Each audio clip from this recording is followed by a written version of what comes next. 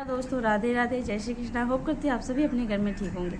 तो आज मैं आपके लाए हूँ गीता का दूसरा अध्याय। तो चलिए शुरू करते हैं। संजय बोले कि पूर्वोत्तर भारत के करुणा करके व्यास और आंसुओं से पूर्ण तथा व्याकुल नेत्रों वाले शोक युक्त उस अर्जुन के प्रति भगवान मधुसूदन ने यह वचन कहा, हे अर्जुन, तुमको इस विषम स्थल में यह अज्ञान किस हेतु से प्राप्त हुआ?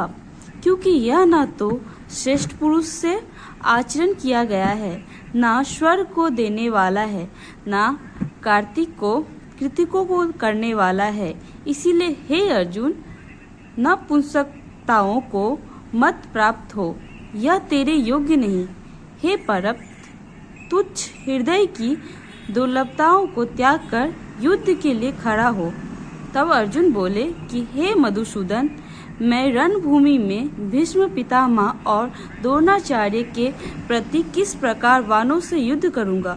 क्योंकि हे अतिसूदन, वे दोनों ही पूजनीय हैं। इसीलिए हे महानुभाव, गुरुजनों को न मारकर इस लोक में भिक्षा का अन्न भी भोगना कल्याणकारक समझता हूँ। क्योंकि गुरुजनों को मारकर भी इस लोक में रुधिर से सने हुए अर्थ और काम रूप भोगों को ही तो भोगूंगा।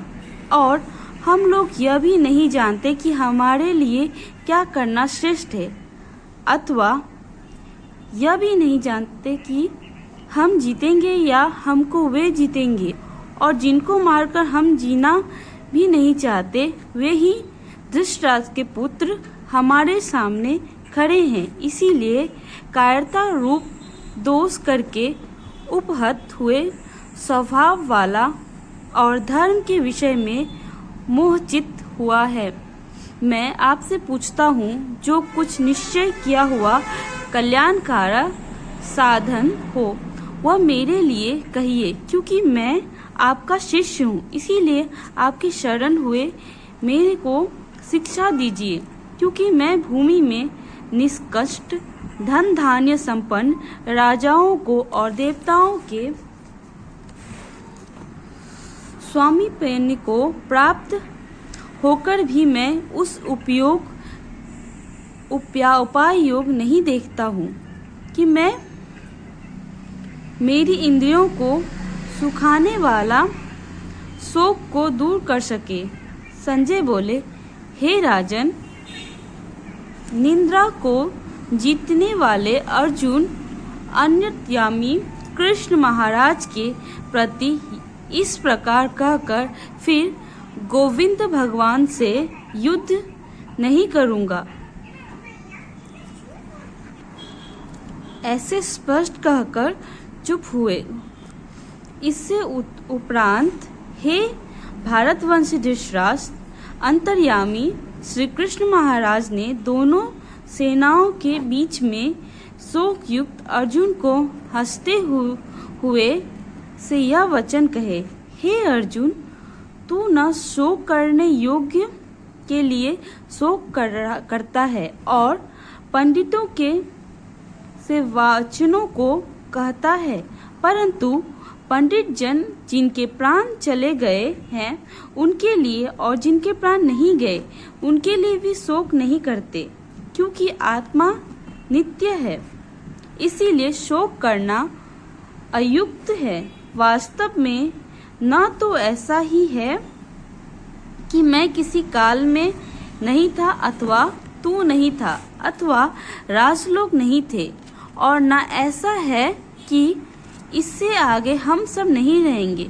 किंतु जैसे जीवात्मा की इस देह में कुमार, युवा और वृद्धावस्था होती है, वैसे ही अन्य शरीर की प्राप्ति होती है। उस विषय में धीर पुरुष नहीं मोहित होता है।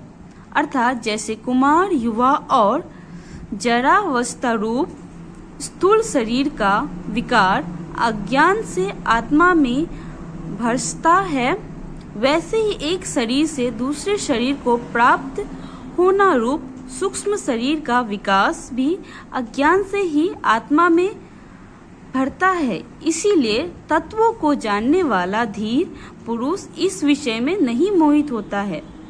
हे कुंती पुत्र, सर्दी, गर्मी और सुख दुख को देने वाला इंद्रियां विषयों के संयोग से क्षण भर और अत्यंत अनित्य है। इसीलिए हे भारतवर्षी अर्जुन, उनको तू सहन कर, क्योंकि हे पुरुष श्रेष्ठ, दुख सुख को समान समझने वाले जिस धीर पुरुष को ये इंद्रियों के विषय में व्याकुल नहीं कर सकते, वो मोक्ष के लिए योग्य होता है।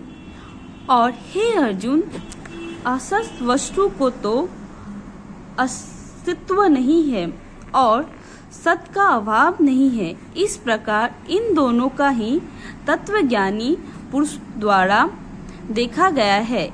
इस न्याय के अनुसार नररहित तो उसको जान की जिससे यह संपूर्ण जगत व्याप्त है, क्योंकि इस अविनाशी का विनाश करने को कोई भी समर्थ नहीं है। और इस नाश रहित अप्रेम्य नित्य स्वरूप जीवात्मा के ये सब शरीर नाशवंत कहे गए हैं। इसीलिए हे भारतवर्षी अर्जुन, तू युद्ध कर। जो इस आत्मा को मारने वाला समझता है तथा जो इसको मरा मानता है, वे दोनों ही नहीं जानते कि क्योंकि यह आत्मा न मरता है और न मारा जाता है। यह आत्मा किसी काल में भी न जन्मा है और न मरता है, अथवा न यह आत्मा हो करके भी होने वाला है, क्योंकि यह अजन्मा, नित्य, स्वत और पुरांत है। शरीर के नाश होने पर भी यह नाश नहीं होता। हे पृथापुत्र अर्जुन, जो पुरुष इस आत्मा को नाश रहित, नित्य, अजन्मा, अवय जानता है, वह पुरुष कैसे किसी को मरवाता है और कैसे किसी को मारता है। और यदि तू कहे कि मैं तो शरीर के वियोग का शोक करता हूँ, तो यह भी उचित नहीं, क्योंकि जैसे मनुष्य पुराने वस्त्रों को त्याग कर दूसरे नए वस्त्रों को ग्रहण करता है, वैसे ही जीवात्मा पुराने शरीर को त्याग कर दूसरे नए शरीर को प्राप्त होता है। हे अर्जुन, इस आत्मा को शास्त्रीय नहीं काट सकते और इसको आग नहीं जला सकती और इसको जल गीला नहीं कर सकते और वायु नहीं सुखा सकते, क्योंकि यह आत्मा अछेद है। यह आत्मा अधर्य, अखेद और अशोक्य है तथा यह आत्मा निसंदेह, नित्य, सर्वव्यापक, अचल, स्थिर रहने वाला और सनातन है। यह आत्मा अव्यक्त अथवा इंद्रियों का अविषय और यह आत्मा अचित्य अर्थात मनाक, अविषय और यह आत्मा विकार रहित अथवा न बदलने वाला कहा गया है। इससे हे अर्जुन, इस आत्मा को ऐसा जानकर तू शोक करने योग्य नहीं है, अर्थात तुझे शोक करना उचित नहीं है। यदि तू इसको सदा जन्मे और सदा मरने माने तो भी है। अर्जुन, इस प्रकार शोक करने योग्य नहीं है, इसीलिए क्योंकि ऐसा होने से जन्मने वाले की निश्चय मृत्यु और मरने वाले के निश्चय जन्म होना सिद्ध हुआ है। इससे भी तू इस बिना उपाय वाले विषय में शोक करने योग्य नहीं। इस विषमादिनों के शरीर मायामय होने से अनित्य है, इससे शरीर के लिए भी शोक करना उचित नहीं, क्योंकि हे अर्जुन, संपूर्ण प्राणी जन्म से पहले बिना शरीर वाले और मरने के बाद भी बिना शरीर वाले ही हैं, केवल बीच में शरीर वाले प्रतीत होते हैं। फिर उस विषय में क्या चिंता? हे अर्जुन, यह आत्मा तत्व बड़ा गहन है, इसीलिए कोई महापुरुष ही इस आत्मा को आश्चर्य की ज्यों देखता है और वैसे ही दूसरे कोई महापुरुष ही आश्चर्य की ज्यों इसके तत्वों को कहता है और दूसरा कोई ही इस आत्मा को आश्चर्य की जूझ सुनता है और कोई कोई सुनकर भी इस आत्मा को नहीं जानता। हे अर्जुन, यह आत्मा सबके शरीर में सदा ही अवध्य है, इसीलिए संपूर्ण भूत प्राणी के लिए तो शोक करने को योग्य नहीं है और अपने धर्म को देखकर भी तू भय करने को योग्य नहीं, क्योंकि धर्म युद्ध से बढ़कर दूसरा कोई कल्याणकारक कर्तव्य क्षेत्रीय के लिए नहीं है। हे पार्थ, अपने आप प्राप्त हुए और खुले हुए स्वर्ग के द्वार रूप इस प्रकार के युद्ध को भाग्यवान क्षत्रिय लोग ही पाते हैं, और यदि तू इस धर्म युद्ध संग्राम को नहीं करेगा तो स्वधर्म को और कृतिकों को खोकर पाप को प्राप्त होगा और सब लोग तेरी बहुत काल तक रहने वाली अपकृति को भी कथन करेंगे, और वह अपकृति मान्य पुरुष के लिए मरने से भी अधिक बुरी होती है, और जिनके तू बहुत माननीय होकर भी अब तुच्छताओं को प्राप्त होगा। वे महारथी लोग तुझे भय के कारण युद्ध से उपराम हुआ मानेंगे और तेरे वैरी लोग तेरे सामर्थ्य की निंदा करते हुए बहुत से न कहे योग्य वचनों को कहेंगे। फिर उससे अधिक दुख क्या होगा? इससे युद्ध करना तेरे लिए सब प्रकार से अच्छा है, क्योंकि यह न तो मरकर स्वर्ग को प्राप्त होगा अथवा जीतकर पृथ्वी को भोगेगा। इससे हे अर्जुन, युद्ध के लिए निश्चय वाला होकर खड़ा हो। यदि तुझे स्वर्ग तथा राज्य की इच्छा न हो तो भी सुख दुख लाभ हानि और जय पराजय को समान समझकर इसके उपरांत युद्ध के लिए तैयार हो। इस प्रकार युद्ध करने से तू पाप को प्राप्त नहीं होगा। हे पार्थ, यह बुद्धि तेरे लिए ज्ञान योग के विषय में कही गई है। इसको अब निष्काम कर्म योग के विषय में सुन। जिस बुद्धि से युक्त हुआ तू कर्म के बंधन को अच्छी तरह से नाश करेगा। इस निष्काम कर्म योग में आरंभ का अर्थात विजय का नाश नहीं है और उल्टा फल रूप दोष भी नहीं होता। इसीलिए इस निष्काम कर्म योग रूप धर्म का थोड़ा भी साधन जन्म मृत्यु रूप महान भय से उद्धार कर देता है। हे अर्जुन, इस कल्याण मार्ग में निश्चयात्मक बुद्धि एक ही है और अज्ञानी पुरुष की बुद्धियां बहुत भेदों वाली अनंत होती है। हे अर्जुन, जो सकामी पुरुष केवल फल श्रुति में प्राप्ति रखने वाले स्वर्ग को परम श्रेष्ठ मानने वाले, इससे बढ़कर और कुछ नहीं, ऐसे कहने वाले हे अविवेकी जन, जन्म रूप कर्म फल को देने वाली और भोग तथा ऐश्वर्य की प्राप्ति के लिए बहुत सी क्रियाओं को विस्तार वाली इस प्रकार की जिस दिखाऊं शुभा युक्त वाणी को कहे। उस वाणी द्वारा हरे हुए चित्त वाले तथा भोग और ऐश्वर्य में आसक्ति वाले उन पुरुष के अंत कारण में निश्चयात्मक बुद्धि नहीं होती। हे अर्जुन, सब वेद तीनों गुणों के कार्य रूप संसार को विषय करने वाले अर्थात प्रकाश करने वाले, इसीलिए तू असंसारी अर्थात निष्कामी और सुख दुख खाती द्वार से रहित नित्य वस्तु में स्थिर तथा युग क्षेमों को न चाहने वाले और आत्मा परायण हो, क्योंकि मनुष्य का सब ओर से परिपूर्ण जलाशय के प्राप्त होने पर छोटे जलाशय में जितना प्रयोजन रहता है, अच्छी प्रकार ब्राह्मणों को जानने वाले ब्राह्मण का भी सब वेदों में उतना ही प्रयोजन रहता है। अर्थात जैसे बड़े जलाशय के प्राप्त हो जाने पर जल के लिए छोटे जलाशयों की आवश्यकता नहीं रहती, वैसे ही ब्राह्मण नंदी की प्राप्ति होने पर आनंद के लिए वेदों की आवश्यकता नहीं होती।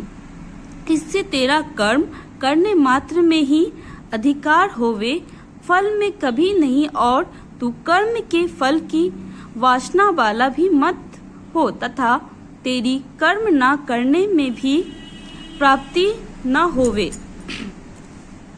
हे धनंजय, अशक्ति को त्याग कर तथा सिद्धि और असिद्धि समान बुद्धि वाला होकर योग में स्थित हुआ कर्मों को कर। यह समतत्व ही योग नाम से कहा जाता है। इस समरूप बुद्धि योग से सकाम कर्म अत्यंत तुच्छ है। इसीलिए हे धनंजय, समतत्व बुद्धि योग का आश्रय ग्रहण कर, क्योंकि फल की वासना वाले अत्यंत दीन है।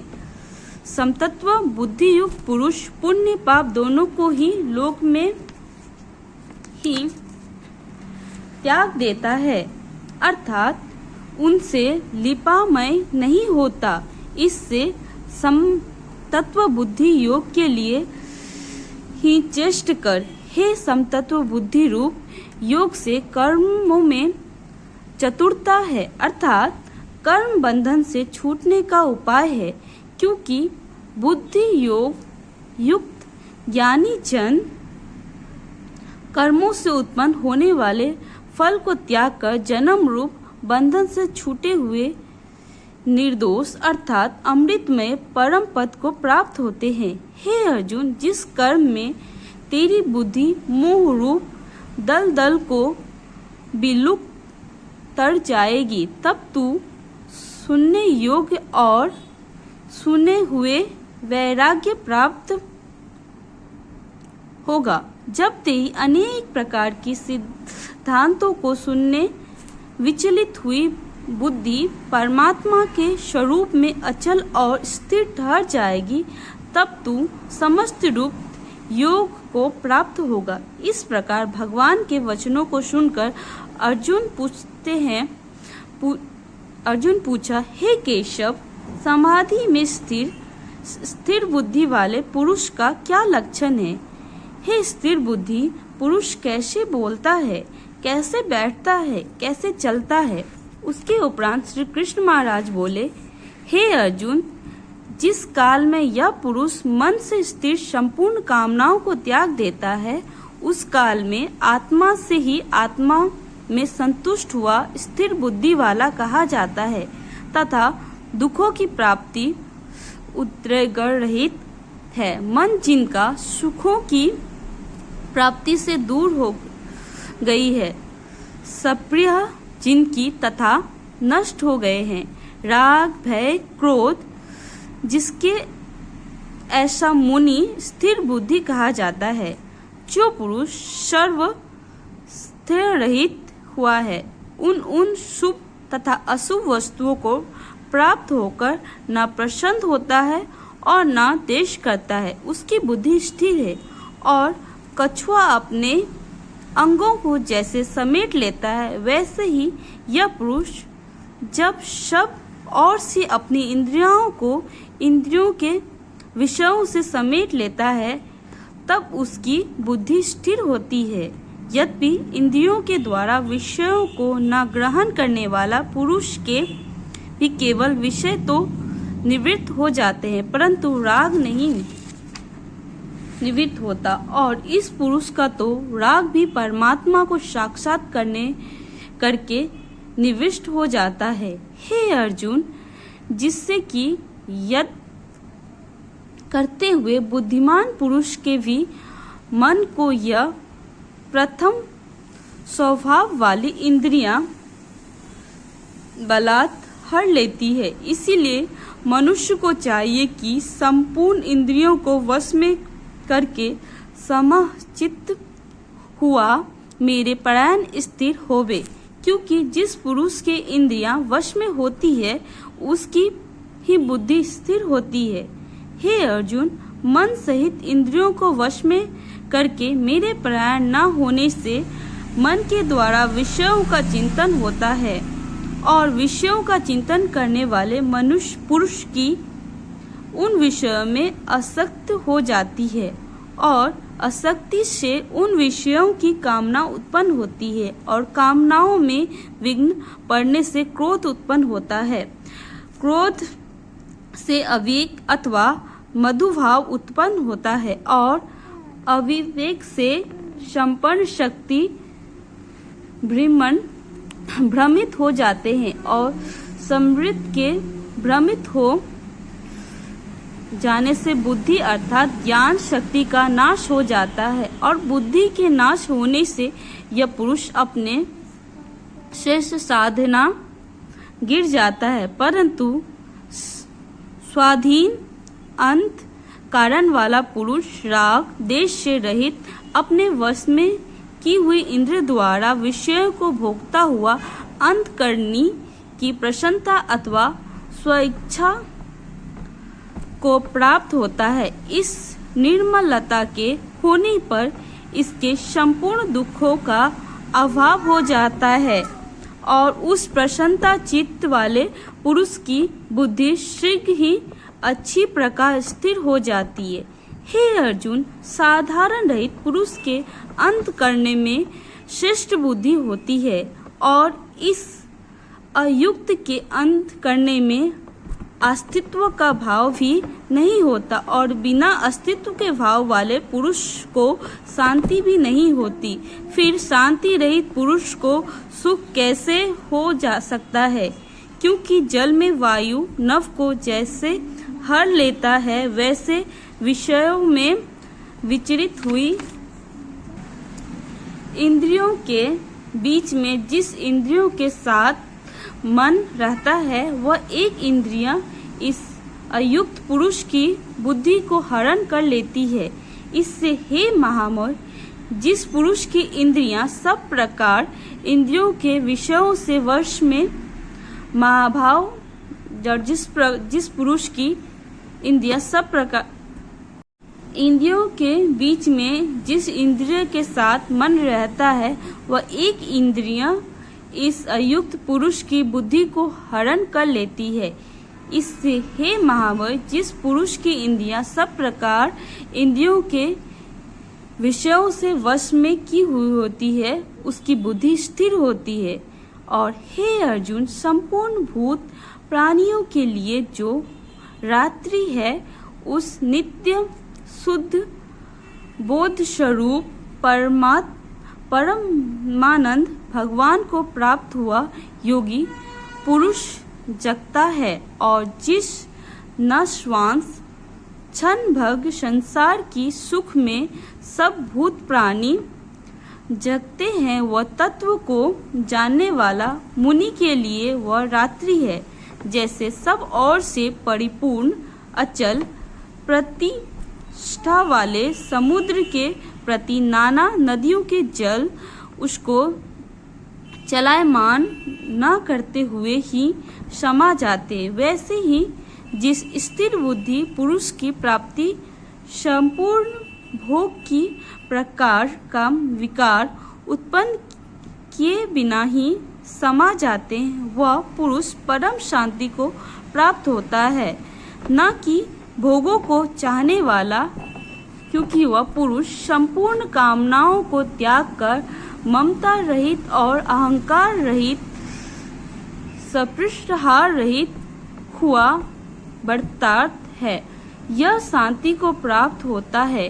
हे अर्जुन, यह ब्रह्मा को प्राप्त हुए पुरुष की स्थिति है। इसको प्राप्त होकर मोहित नहीं होता और अंतकाल में भी इस निष्ठा में स्थिर होकर ब्रह्मानंद को प्राप्त होता है। जय श्री कृष्णा। इसी तरह हमारा दूसरा अध्याय समाप्त हुआ। जय श्री कृष्णा। राधे राधे। अगले